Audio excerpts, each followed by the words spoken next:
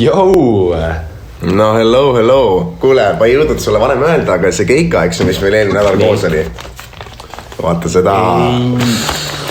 Jah, saime ilusti sulas kõik taaskord kätte, krõbised mõnusalt, tuleb.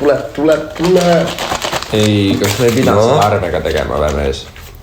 Ma ei tea, ma sain sullis kätte selles suhtes, et nii on ju palju lihtsam ja tõhusam ka selles suhtes, paberimajandust ei ole, plekk kohe käes. Tegelikult ehk, et seda öelda, et me saime nagu imbriku palka või? No jah, seekord küll jah. Mees, ma ei tea, no ma olen ikka pigem maksude poolt. Tahaks ju nagu korterit osta ja värki millalgi. Ma ei tea, pension, haigushüvitis mees, nagu 2025 cash pole king enam. Kas ma saan õigesti aru, et maksude maksmine ongi siis normaalne tegevus või? Jaa, mees, kuule, come on, hakka elama. No davai, ma hakkan ka siis elama.